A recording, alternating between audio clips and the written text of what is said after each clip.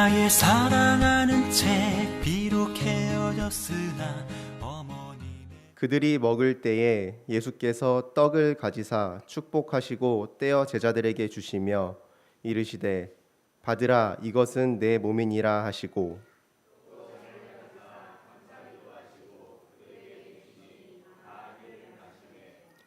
이르시되 이것은 많은 사람들을 위하여 흘리는 나의 피 곧 언약의 피니라.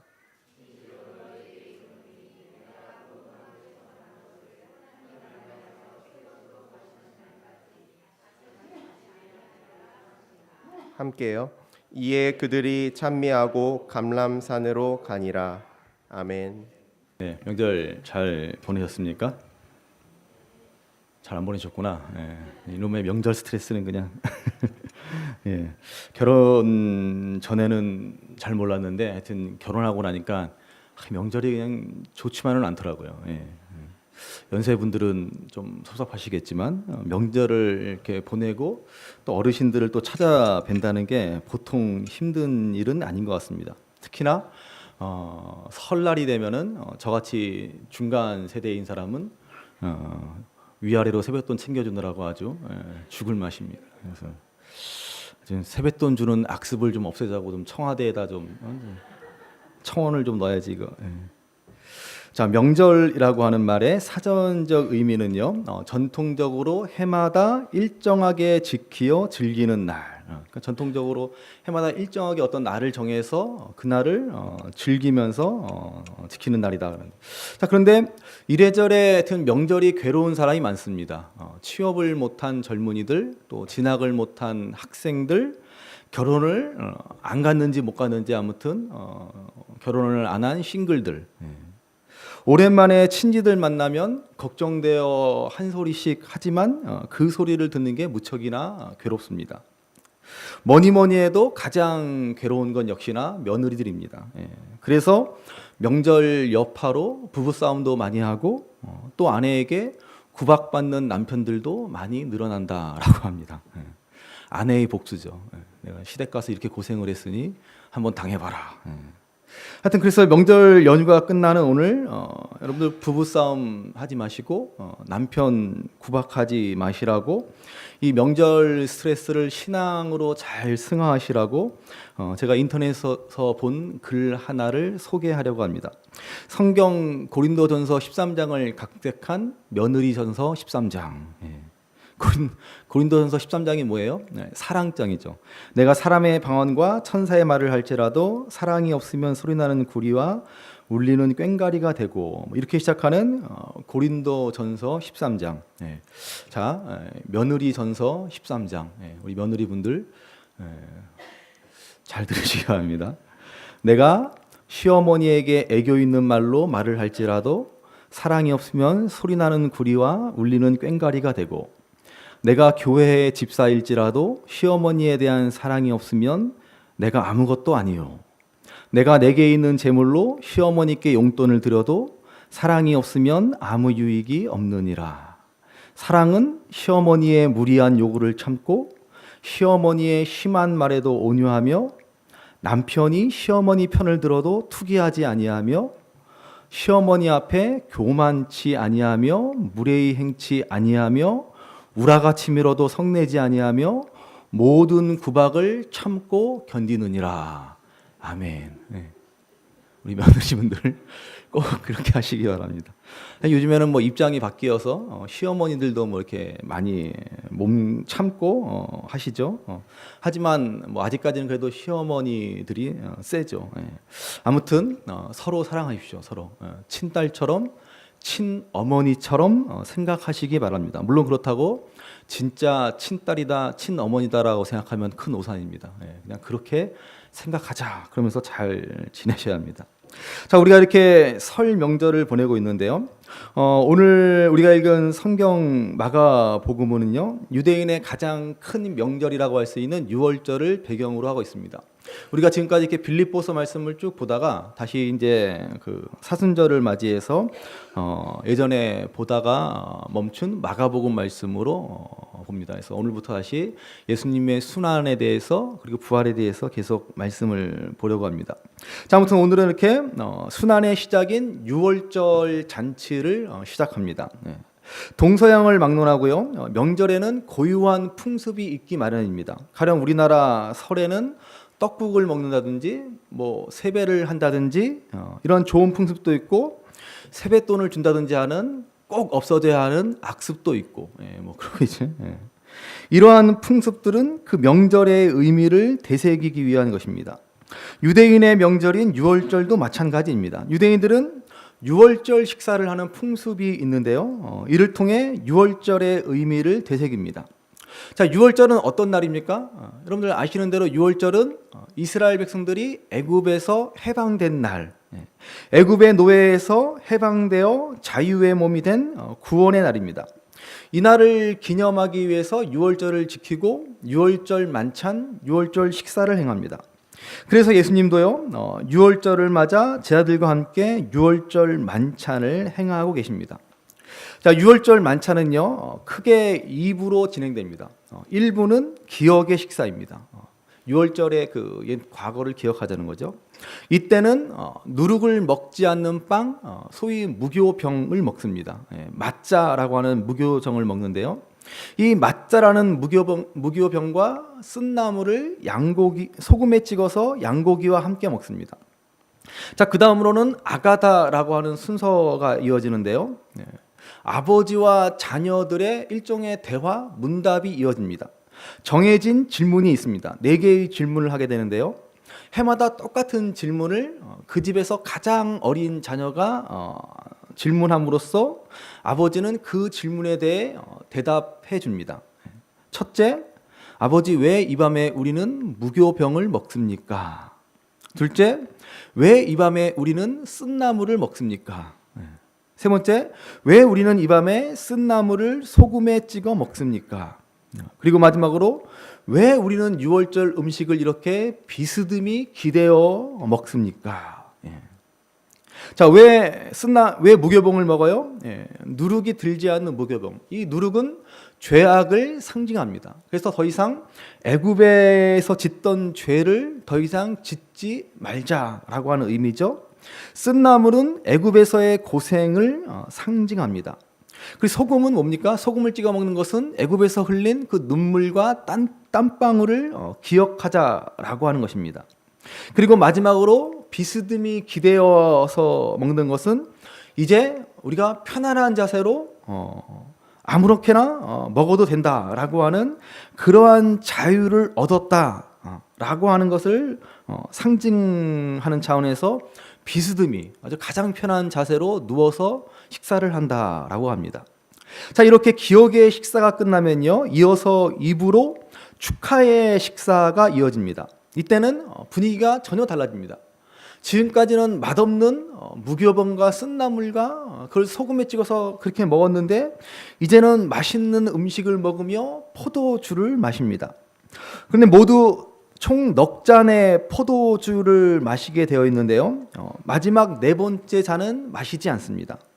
이 마지막 4번째 잔은 소위 엘리야의 잔이다라고 해서 이 잔은 앞으로 메시아가 오시면 그때 함께 먹기 위해 남겨놓는 잔입니다.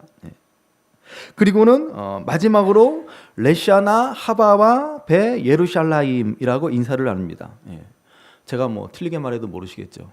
레샤나 하바 베 예루살라임. 대충 뭐 그런.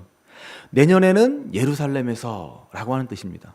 그러니까는 아마 바벨론 포로 생활에 있던 유대인들이 다시 자신들의 메시아 왕국을 회복해서 예루살렘에서 유월절 만찬을 즐기자, 뭐 그러한 의미에서 메시아를 간절히 고대하는 마음에서 내년에는 예루살렘에서라고 하는 축사로 유월절 만찬은 끝이 나게 됩니다. 제자들은 물론 이렇게 진행되는 유월절 만찬, 유월절 식사에 대해서 너무나 잘 알고 있었습니다. 그런데 오늘 본문에 보시면 예수님과 지금 함께 먹는 유월절 만찬은 너무나 생소했습니다. 먼저 22절 말씀을 다시 보시기 바랍니다. 22절 같이 읽습니다. 다시 한번 같이 읽겠습니다. 그들이 먹을 때 예수께서 떡을 가지사 축복하시고 떼어 제자들에게 주시며 이르시되 받으라 이것은 내 몸이니라 하시고. 아멘. 자, 예수님은 지금 기억의 식사를 하시면서 맞자 누룩이 들지 않는 누룩 없는 빵을 떼어서 제자들에게 나누어 주십니다. 그런데 예수님은 이 무교병을 나누어 주시면서 난데없이 이 무교병은 바로 내 몸이다 라고 말씀하십니다. 제자들로서는 도통 이해할 수 없는 말입니다. 오늘 우리식으로 굳이 말하자면 새해 첫날에 떡국을 먹는데 어머니가 떡국을 나눠주시면서 받으라 이것은 내 몸이다. 얼마나 황당하겠습니까? 제자들도 무척이나 당황스러웠을 것입니다. 매년 매년 나눠 먹는 그 맞자를 먹는데 갑자기 예수님이 받으라 이것은 내 몸이다 라고 하셨습니다. 왜 이 누룩 없는 빵을 내 몸이라고 하십니까? 말씀드린 대로 누룩은 죄를 상징합니다. 그러므로 이 누룩 없는 무교병은 죄가 없으신 예수님의 육신을 의미하는 것이었습니다. 또한 제자들에게 더욱 이상한 것은요, 그 유월절 만찬에 아주 중요한 것이 빠졌습니다. 그게 뭐예요? 바로 양고기입니다. 유월절 만찬은요, 반드시 양고기와 더불어 먹게 되어 있습니다. 이것은 유월절 만찬의 핵심 중의 핵심입니다. 양고기는 뭡니까? 어린 양을 잡아서 그 피를 유대인들의 문기둥에 발라 장자의 죽음을 면하고 구원을 얻었음을 기억하는 사건입니다. 그런데 유월절 만찬에 가장 중요한 양고기가 없습니다. 우리가 읽은 본문 마가복음 14장 16절 말씀해 보시면 이 유월절 만찬은 예수님의 지시하심을 받아 그 지시를 따라 그대로 준비한 만찬입니다. 처음부터 제자들은 어리둥절했을 것입니다. 왜 양고기를 준비하라고 하시지 않지? 예수님께서 따로 준비하셨나? 그러한 이상한 생각을 하면서 의아한 생각을 하면서 이 유월절 만찬을 준비했을 것입니다. 또 23절, 24절 말씀을 보시기 바랍니다. 23절, 24절 같이 읽습니다. 또 잔을 가지사 감사 기도하시고 그들에게 주시니 다 이를 마시매 이르시되 이것은 많은 사람을 위하여 흘리는 나의 피 곧 언약의 피니라. 아멘. 자, 여기 예수님이 가지신 이 잔은 아까 말씀드린 엘리야의 잔입니다. 이 잔은 메시아가 오면 그때 마시겠다라는 의미로 마시지 않는 잔입니다. 그런데 예수님은 그 잔을 들고 놀라운 말씀을 하십니다. 이것은 많은 사람을 위하여 흘리는 바 나의 피 곧 언약의 피다. 그러면서 제자들에게 마시라고 하였습니다. 제자들은 깜짝 놀랐을 것입니다. 지금까지 유월절 만찬을 지내면서 한 번도 마셨던 적이 없었던 잔입니다. 그런데 예수님은 이 잔을 마시라고 하시면서 도통 이해하기 어려운 말씀을 하십니다. 그리고 예수님은 또 수수께끼와 같은 말씀을 하십니다. 25절 말씀 보십시오. 25절 같이 읽습니다. 진실로 너희에게 이르노니 내가 포도나무에서 난 것을 하나님 나라에서 새 것으로 마시는 날까지 다시 마시지 아니하리라 하시니라. 아멘. 자, 그동안 예수님께서는 자주 포도주를 드셨습니다. 평소 우리 교회에서도 술을 즐겨 드시는 분은 그렇지, 예수님도 드셨지 하면서 마음에 기쁨이 있으실지는 모르겠습니다. 아무튼 평소 포도주를 즐겨 하셨기 때문에 바리새인들은 예수님을 향해서 먹기를 탐하고 포도주를 즐기는 자다 이렇게 비난했습니다. 그런데 예수님께서는 난데없이 이제 하나님 나라가 임할 때까지 포도주를 마시지 않겠다라고 하셨습니다. 자, 왜 그러셨을까요? 당시 포도주를 입에도 대지 않는 사람들이 있었습니다. 그 사람들은 바로 나실인들입니다. 나실인은 헤렘된 사람들입니다. 하나님께 바쳐진 사람들이었습니다. 마찬가지로 예수님은 이제 자신을 하나님께 온전히 바치겠다, 십자가 위에서 하나님께 드리겠다라고 하시는 것입니다. 그러나 제자들은 예수님의 말씀을 전혀 이해하지 못합니다. 도대체 왜 저런 말씀을 하시는 거야? 의아해 했을 것입니다. 그렇게 의문투성이의 생소한 유월절을 지켰던 제자들은 훗날 부활하신 예수님을 만난 이후에 이 모든 것이 의미하는 바를 깨닫게 됩니다. 예수님이야말로 엘리야의 잔을 마실 수 있는 진정한 메시아로 이 땅에 오신 분이고, 그리고 그날 유월절 식사에 빠졌던 양은 뭐예요? 바로 예수님 자신이었다라고 하는 사실입니다. 무교병은 예수님의 찢기신 살이고 포도주는 예수님의 흘리신 피였음을 알게 되었습니다.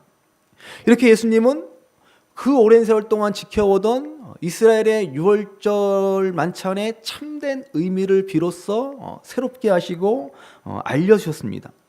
이스라엘의 해방과 구원을 기념하는 유월절 만찬에서 예수님은 이제 자기 자신을 희생 제물로 드리셔서 인류 구원의 참된 구원과 해방의 새로운 유월절 만찬을 시작하신 것입니다. 그래서 우리는 1년에 4번 성찬 예식을 거행하면서 이 새로운 유월절 만찬에 참여하는 것입니다. 이처럼 예수님은 유월절 만찬을 통해서 우리를 위한 사랑과 거룩한 희생을 말씀해 주셨습니다. 요한복음 15장을 보시면요, 예수님은 말씀하십니다.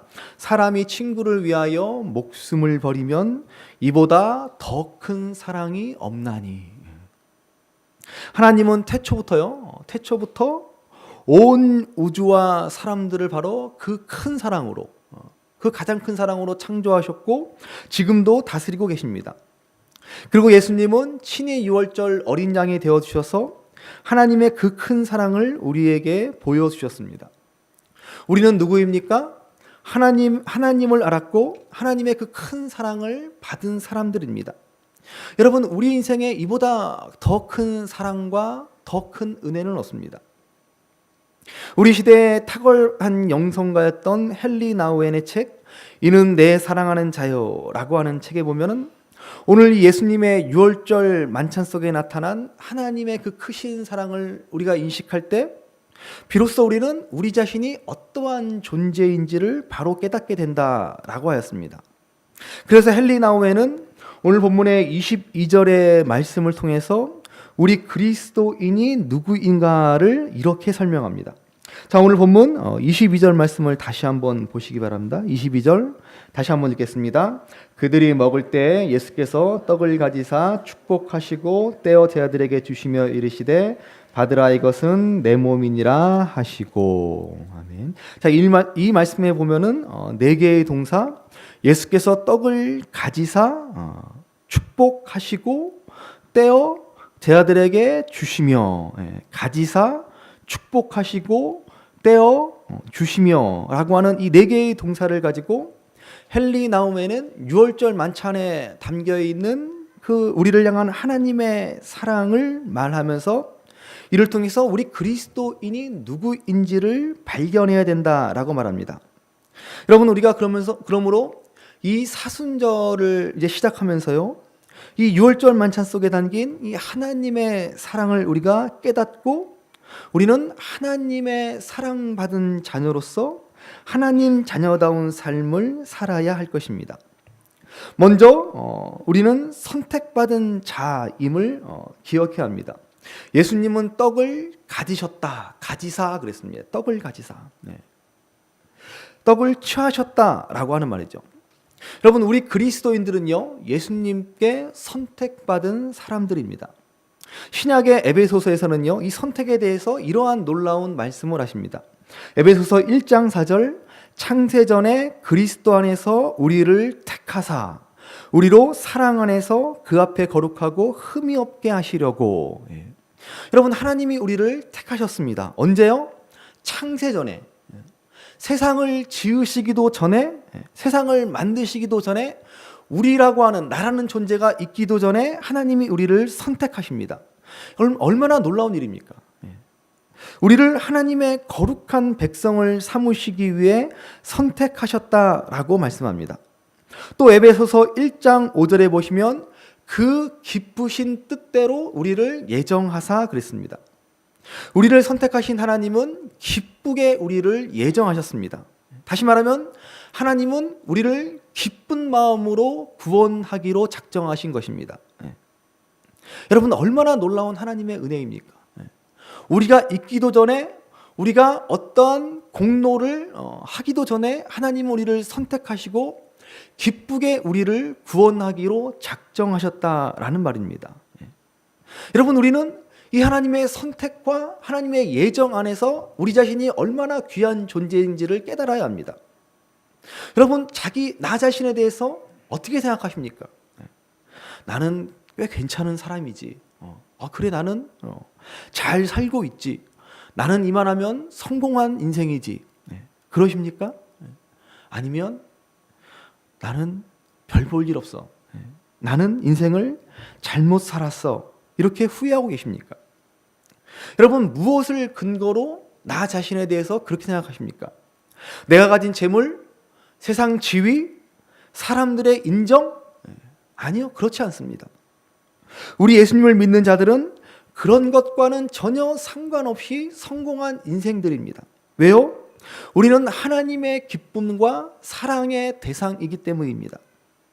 하나님이 여러분들을 기쁘게 선택하셨습니다. 여러분, 믿으시나요? 안 믿는구나. 옆에 분들에게 권면하시죠. 하나님이 당신을 기쁘게 선택하셨습니다. 권면하십시오. 하나님이 당신을 기쁘게 선택하셨습니다. 그렇습니다. 여러분, 이 사실이 나에게 위안이 되십니까? 나에게 힘이 되십니까? 그리스도인들은 그러한 사람들이에요.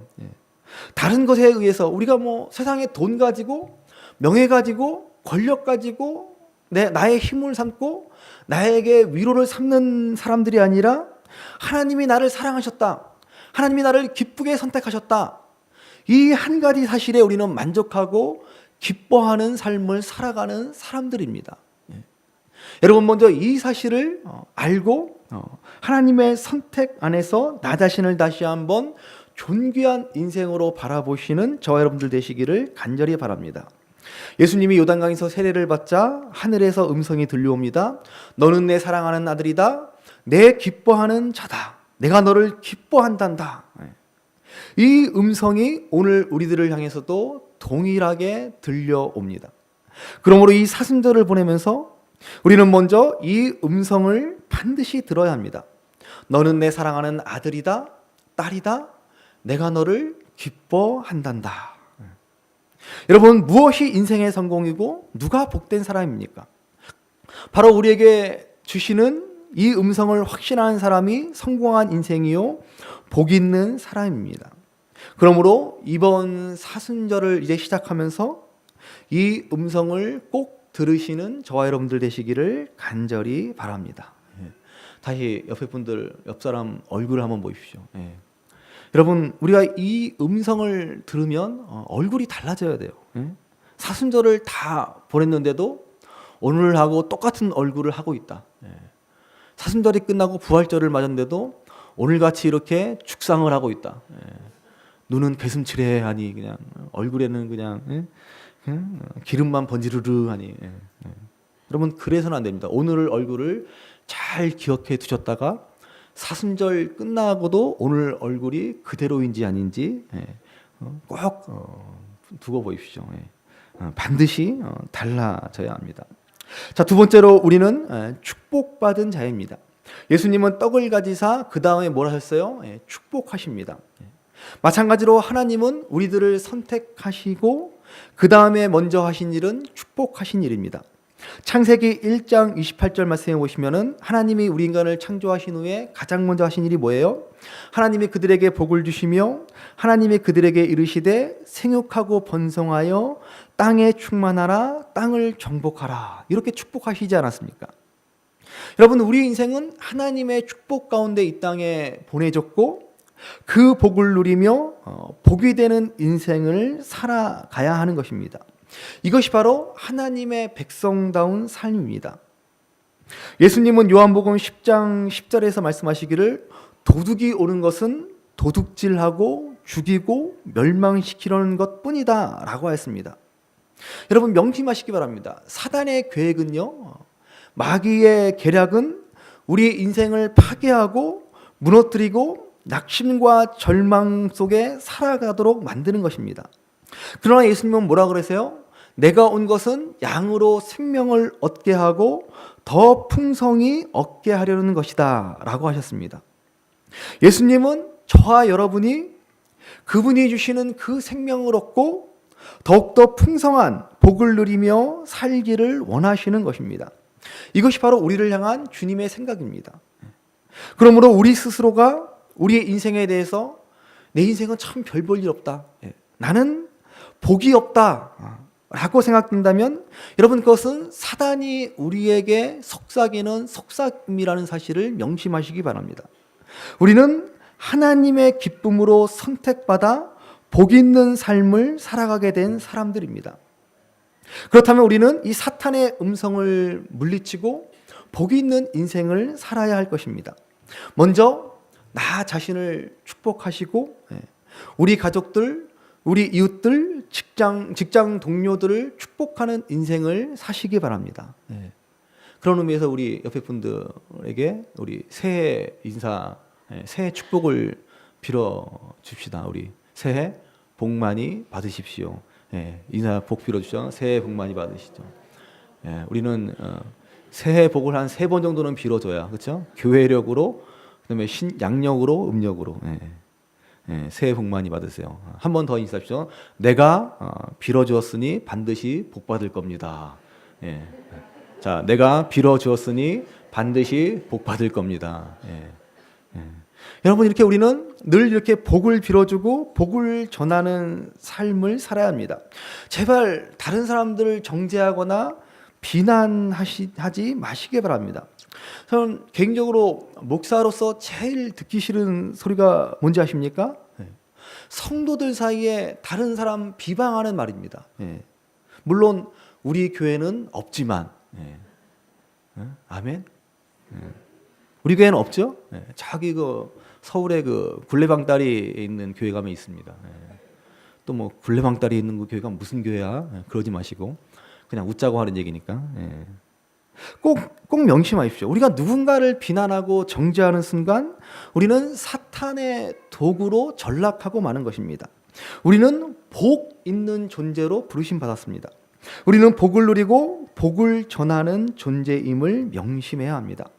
세 번째로, 우리는 주님이 선택하셨고 축복하셨고 그 다음에 우리는 깨어져야 하는 존재입니다. 예수님께서는 떡을 가지사 축복하시고 그것을 떼셨습니다. 여러분, 우리는 반드시 하나님 앞에 깨어져야 합니다. 왜 깨져야 합니까? 마리아의 향유 옥합을 기억하십니까? 마리아가 순전한 나드 한 근이 담긴 그 향유 옥합을 깨뜨리자 온 향기가 그 방 안에 진동하고 예수님의 마음에 기쁨이 되었습니다. 마찬가지로 여러분, 우리는 깨어져야 하는 존재입니다. 그래야만이 우리는 주님을 기쁘시게 하고 주님의 향기를 나타내는 삶을 살아갈 수 있습니다. 예수님 말씀하시기를 한 알의 밀이 땅에 떨어져 죽지 아니하면 어떻게 돼요? 한 알 그대로 있고, 한 알 그대로 있고, 죽으면 어떻게 됩니까? 많은 열매를 맺느니라 말씀하시지 않습니까? 헨리 나우에는요, 이 단계를 일컬어 상처받은 자라고 말합니다. 여러분, 인생을 살아가면서요, 상처받지 않는 사람은 아무도 없습니다. 우리는 지금 이 순간에도 무수한 상처를 경험하며 살아가고 있습니다. 아무도 상처가 없는 사람은 없습니다. 그러나 그 상처를 그냥 곪도록 놔두며 고통 가운데 일생을 그렇게 살아가는 사람이 있는가 하면 그 상처를 극복하면서 그 상처를 통해서 좀 더 멋진 인생으로, 좀 더 거룩한 인생으로 살아가는 사람들이 있습니다. 여러분, 우리 그리스도인들은 바로 그러한 사람들입니다. 인생이 주는 그 많은 상처들을 우리는 주님의 사랑과 은혜로 극복해가면서 이제 우리 주위에 상처받은 사람들을 향해 나아가서 그들의 아픔을 이해하고 그들에게 위로와 사랑을 전하는 삶을 살아가게 되는 것입니다. 이것이 바로 그리스도인의 삶이지 않습니까?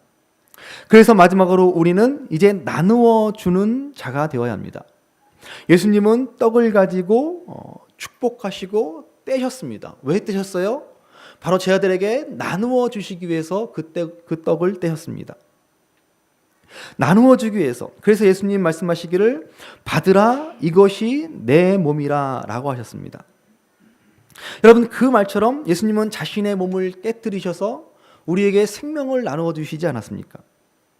요한복음 6장 53절에서 말씀하시기를 인자의 살을 먹지 아니하고 인자의 피를 마시지 아니하면 너희 속에 생명이 없느니라고 하셨습니다. 우리는 그렇게 예수님의 깨어짐 그리고 그 나누어 주심으로 우리는 그 살과 피를 받아 생명을 얻었습니다.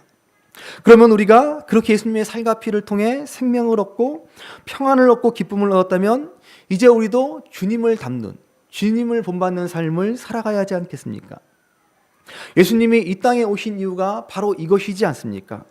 인자가 온 것은 섬김을 받으려 함이 아니라 도리어 섬기려 하고 자기의 목숨을 많은 사람들을 위한 대속물로 주려 하심이니라. 여러분, 예수님이 섬기려 이 땅에 오셨고 자기의 목숨을 주시려고 이 땅에 오셨습니다. 그렇다면 우리도 마땅히 이 주님의 모습을 본받아야 하지 않습니까? 여러분, 나눔이야말로 우리 그리스도인들의 궁극적인 삶의 모습입니다. 참된 신앙은요, 다른 데 있지 않습니다. 바로 나눔에 있습니다. 그래서 일찍이 우리 신앙의 선조들은 말하기를 사랑의 나눔 있는 곳에 하나님께서 계시도다 라고 하지 않았습니까? 제대로 된 신앙생활은 사랑의 나눔에 있습니다. 아직까지 내가 나눔의 삶을 살지 못한다? 아직도 주위 사람 둘러보지 못하고 교회는 다닌다고 하면서 손해보기 싫어하고 사소한 이익에 눈이 돌아간다? 이웃의 아픔은 전혀 내 눈에 들어오지 않는다라고 한다면 여러분, 우리는 예수님 제대로 믿는 것이 아닙니다. 물론 착한 일 하고 어려운 이웃을 잘 돌봐준다고 해서 꼭 예수님을 잘 믿는 것은 아닙니다. 그러나 꼭 명심하시기 바랍니다. 꼭 명심하십시오. 예수님 잘 믿으면 착하게 살고 이웃을 향해 시선이 돌아가게 되어 있습니다. 아시겠죠? 착하게 산다고 이웃을 위해서 선하게 산다고 예수님 잘 믿는 것은 아니지만, 그러나 예수님을 잘 믿으면 반드시 착하게 살고 이웃을 위해 선한 일을 도모하게 되어 있습니다. 그러므로 이 사순절을 보내면서 유월절 어린 양으로 오사 우리를 위해서 피를 흘리시고 몸을 찢기신 그 예수님의 그 큰 사랑, 그 하나님의 놀라운 사랑을 되새길 수 있는 저와 여러분들 되시기를 간절히 바랍니다. 처음에 언급한 고린도전서 13장의 말씀입니다. 사랑은 온유하고 시기하지 않습니다. 사랑은 자랑하지 않습니다. 교만하지 않습니다. 사랑은 자기의 유익을 구하지 않습니다. 진리를 기뻐하고 모든 것을 참으며 모든 것을 바라며 모든 것을 견딥니다. 여러분, 우리가 이 놀랍고 이 큰 사랑을 받았습니다. 그러므로 올 사순절을 통해서 우리를 사랑하신 이 놀라운 사랑, 우리를 기쁘게 선택하시고 우리를 축복하신 그 하나님의 은혜와 예수님의 놀라운 사랑을 가슴 깊이 되새기면서 우리도 예수님과 같이 우리의 이웃들을 위해서 깨뜨려지고 나누어지는 삶을 살 것을 다짐하며 그렇게 살아가는 저와 여러분들 되시기를 주님의 이름으로 간절히 바랍니다. 귀하다 우리 어머님이 들려주시던 재미있게 듣던 말이 집중해 있으니 이 성경심이 사랑합니다.